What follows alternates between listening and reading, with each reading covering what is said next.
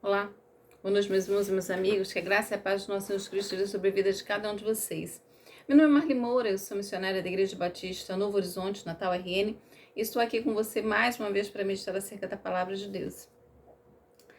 Da leitura do Novo Testamento, ao olharmos aí a formação da Igreja Primitiva, várias coisas me chamam aí a atenção. A intrepidez na pregação da mensagem, a quantidade de pessoas que se rendiam ao Senhor Jesus ao ouvir aí as boas novas da salvação, o crescimento então, né, que acarretava aí a igreja. E esse crescimento, a gente vê essa igreja recém aí nascida, já sofrendo perseguição, mas o número de salvos aumentava, a igreja crescia. Então, o crescimento aí da igreja em meio à perseguição, nos chama a atenção aí os milagres operados, curas, libertações, enfim, muitas coisas podemos ver, né, vai chamar a nossa atenção nessa igreja aí recém-nascida. Agora posso fazer uma pergunta a você? O que essa igreja tinha de especial? A mensagem pregada? A mensagem pregada nessa igreja é também pregada na igreja da atualidade. Temos aí a mesma mensagem, né? O Novo Testamento está conosco. A Bíblia, Antigo e Novo Testamento. A figura dos apóstolos, então, no início, a igreja primitiva, ela cresceu, ela se expandiu com ou sem presença física dos apóstolos. Se você olhar para a história, você vai ver que, com exceção de João, os apóstolos morreram historicamente muito cedo.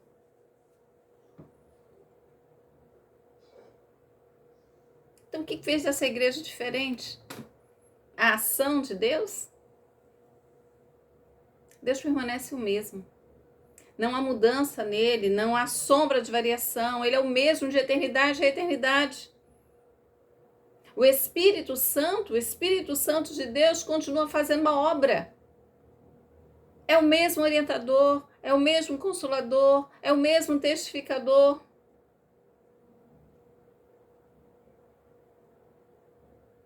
O que mudou então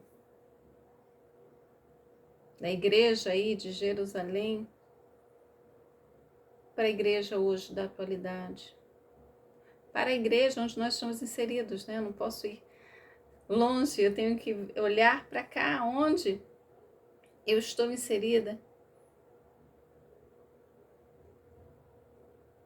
Vamos meditar então nessa noite um pouco aí acerca da igreja recém-nascida de Jerusalém, da nova igreja que logo adiante seria perseguida de forma muito cruel, mas que não recuou, que cresceu em meio às dificuldades, que expandiu. Igreja que tinha problemas, a Bíblia mesmo vai relatar esses problemas, mas que encarou os problemas de frente e veio de acordo com a revelação recebida. Convido você a fazer comigo a leitura nesta noite de Atos, capítulo 2, a partir do verso 42, que nos diz assim: E perseveravam na doutrina dos apóstolos e na comunhão, e no partir do pão e nas orações. Em cada alma havia temor, prodígios e sinais eram feitos por intermédio dos apóstolos. Todos os que creram estavam juntos e tinham tudo em comum. Vendiam as suas propriedades e bem, distribuindo o produto entre todos à medida que alguém tinha necessidade. Diariamente perseveravam unânimes no templo, partindo o pão de casa em casa, e tomavam suas refeições com alegria e singeleza de coração, louvando a Deus e contando com a simpatia de todo o povo. Enquanto isso, acrescentava-lhes o Senhor dia a dia os que iam sendo salvos.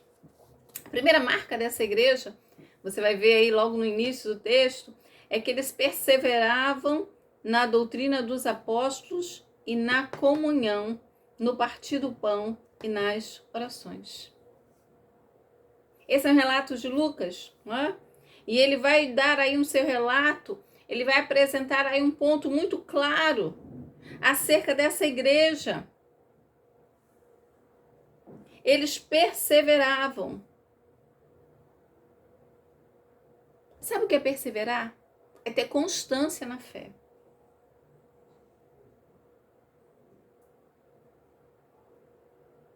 Eles tinham aí uma participação ativa. Eles foram inclinados a desejar essa firmeza. Posso perguntar a você, que faz parte aí da Igreja de Novo Horizonte, você está inclinado? Você tem o desejo de ter essa firmeza? Perseverar?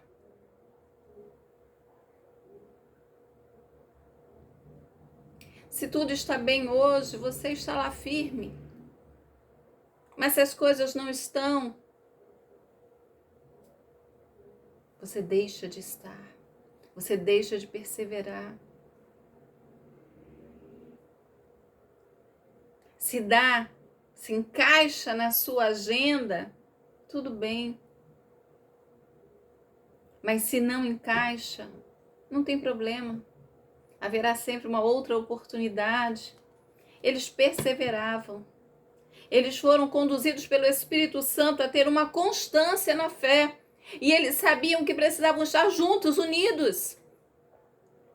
A sua comunhão com Deus é algo que você precisa buscar, estando ou não reunidos com os irmãos.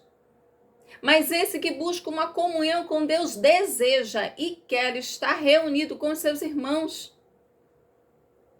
Eles perseveravam aí na doutrina dos apóstolos. Eles se voltavam para algo que é fundamental, a palavra. Eles se tornaram firmes em juntos buscar um fundamento. A fé deles não se apoiou em circunstâncias. Eles não estavam ali reunidos porque 3.000 almas se converteram, porque a igreja estava aumentando. Olha que movimento legal, eu vou estar aqui. Não. Eles tinham um fundamento. Eles não estavam juntos porque as coisas estavam indo bem. Eles não estavam juntos porque as coisas não deram certo, a perseguição chegou. Não. O fundamento para os momentos alegres e para os momentos de tristeza era o mesmo. Eles estavam aí perseverando na doutrina dos apóstolos, naquilo que os apóstolos estavam ensinando, na palavra.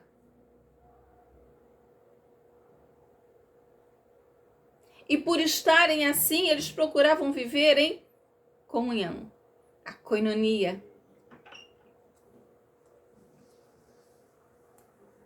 Eles estavam aprendendo a amar os irmãos e a conviver com eles pela fé.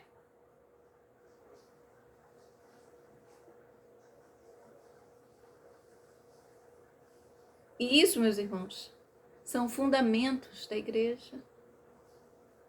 Como é que eu posso viver em comunhão, odiando os meus irmãos? Servindo de trazer dissensões, de ser mola para promover aí a divisão. Eles estavam juntos aí no partir do pão. Provavelmente aqui uma referência à ceia. No partir do pão, o gesto de Jesus. Eles estavam juntos ali em torno do corpo de Cristo. Era o ponto de partida da unidade. A igreja é o corpo de Cristo.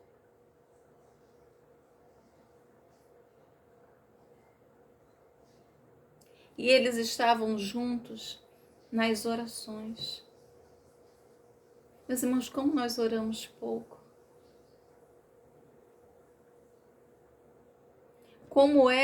como nós deixamos de buscar aí a face de Deus, de depender dele.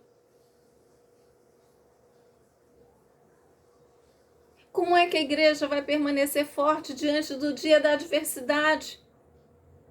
A igreja ela só vai permanecer forte nos dias da adversidade se ela estiver fundamentada na palavra e na oração. No depender de Deus e no partilhar aí as alegrias e as tristezas com os nossos irmãos. Nós não podemos negligenciar nenhuma nem a outra coisa. A igreja ela precisa crescer fortalecida. Se ela não crescer assim, ela vai ser frágil. Ela não vai conseguir permanecer nos dias maus.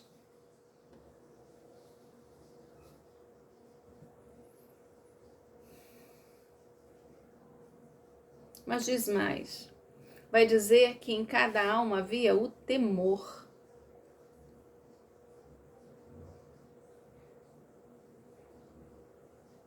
Em cada alma havia o temor. A igreja, ela é um todo, mas ela é também uma parte individualizada. Como é que o grupo é forte? Quando o indivíduo é forte.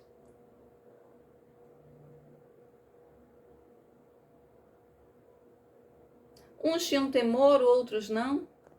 Não foi assim. Em cada alma havia o temor.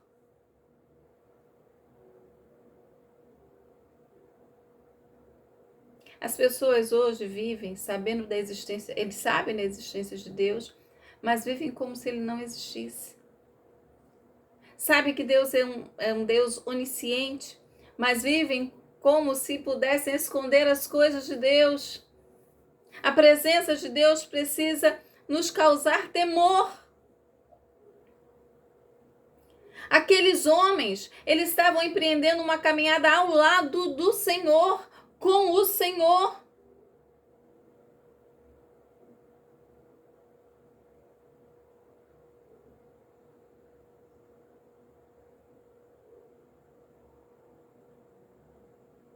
A Bíblia vai dizer que esses homens, eles deixaram aí de lado o que era propriamente seu para viver em prol de algo que era para todos. Eles não estavam ali movidos por interesses pessoais ou por circunstâncias. Eles se reúnem por temor ao Senhor e vivem as suas vidas diárias temendo a Deus.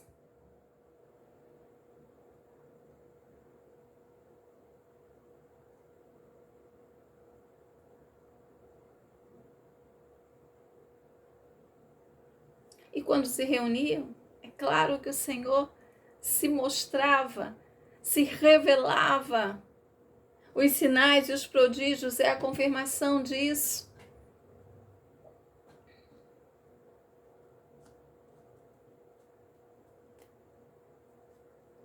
Deus se revelava através daqueles líderes que estavam ali na condução do povo. Deus mostrava que estava com eles.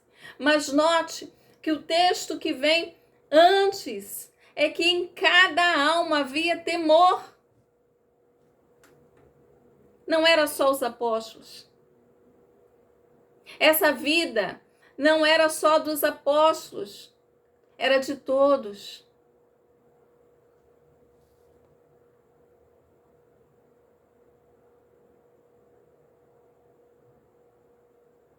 Eles estavam ali amando a Deus sobre todas as coisas, amando o próximo como eles mesmos, reconhecendo o Senhor, sabendo que todos tinham a importância naquele ministério, naquela igreja.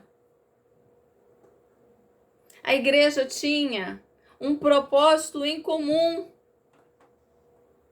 Todos os que creram estavam juntos e tinham tudo em comum. Todos os que creram.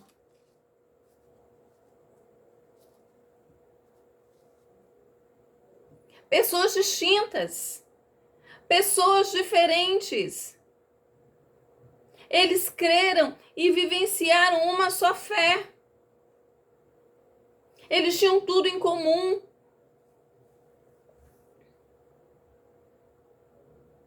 Eles estavam ligados por um único propósito.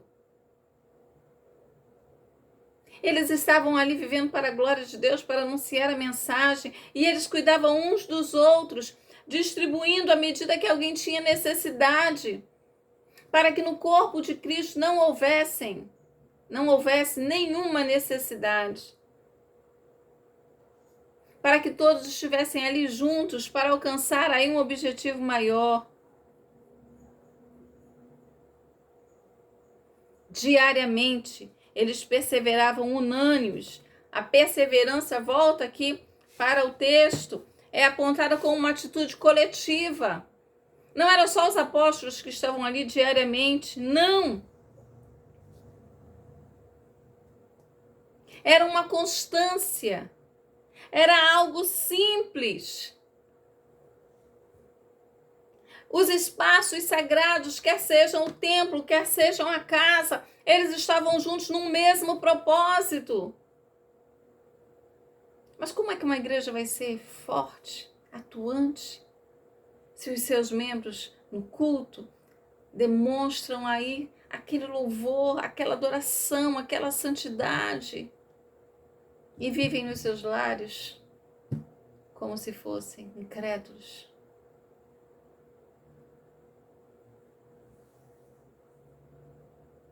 Viviam lá partilhando com alegria as refeições,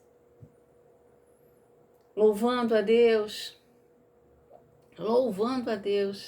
e contando com a simpatia de todo o povo. Isso aqui é o resultado aí dessa vida cristã, dessa perseverança, dessa vida pautada com base na palavra, na constância, nas orações, louvando a Deus. Deus é louvado. Deus é louvado no modo de vida daquela igreja. Deus se manifesta naquela igreja que o honra, que teme o seu nome. As pessoas que estão em volta, o povo que está lá em volta, começa a ver isso. A evangelização que essa igreja faz, ela não é pelo discurso, há a pregação da palavra, sim. Mas ela não é pelo discurso ou pela capacidade de fazer algo pelas pessoas. A evangelização maior que essa igreja faz é pelo seu próprio modo de vida. Eles olham para aquelas pessoas e conseguem ver naquelas pessoas Deus. Então eu quero isso para a minha vida também. Enquanto isso, acrescentava-lhes o Senhor. Lucas vai mostrar que o crescimento desta igreja não é por obra da igreja, pelo método da igreja.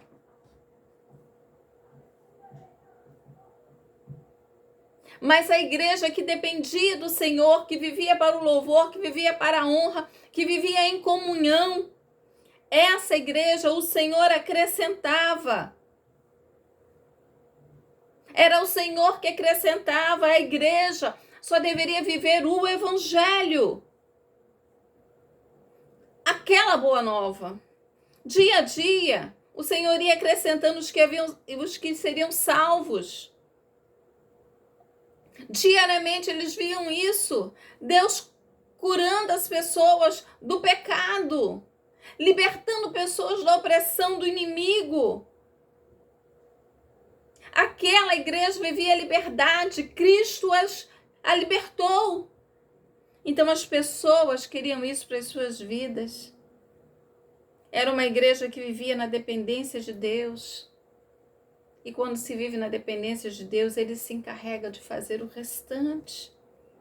não é para a nossa glória, não é o nosso braço, não é a nossa força, mas é para que Ele seja glorificado em nós e através das nossas vidas.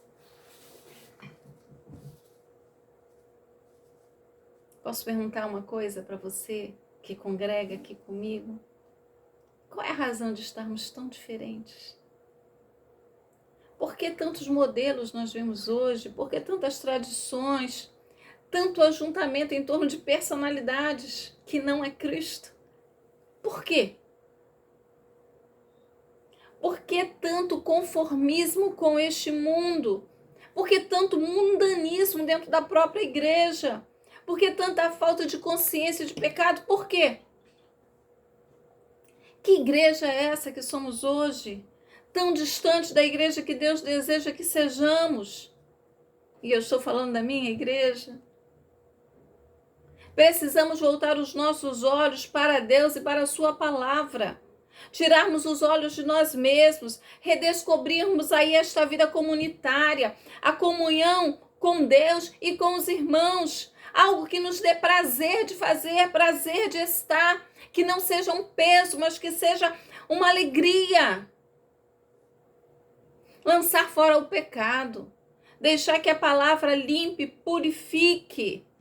As nossas reuniões precisam ser vivas. Reuniões alegres, de verdadeira adoração, de espírito rendido, de vida entregue a serviço de Deus e ao próximo. Olhos voltados para o alto e para o próximo, vendo as suas necessidades. O culto que eu presto a Deus no domingo precisa ser o culto que eu presto a Deus na minha casa.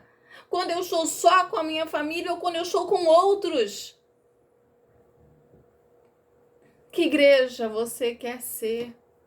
Que igreja Novo Horizonte deseja ser? Tem que perseverar na doutrina bíblica. Que lugar ela ocupa na sua vida? Tem que viver a comunhão. Tem que ter alegria no partir do pão. Tem que cuidar das necessidades dos irmãos. Tem que viver de tal maneira que os crentes sejam desafiados a viver conosco. Então aqui não é lugar de inveja, de dissensões, de fomentações. Aqui não é lugar de pecado encoberto, não. Não é lugar de avareza, de visões, de amarguras, não. Vivamos nesse tempo a igreja que o Senhor estabeleceu para estar aqui na terra e testemunhar acerca do nome dele. Vivamos com alegria, com singeleza de coração, até que ele volte para nos buscar. Deus abençoe a sua vida. Um grande abraço e até a próxima.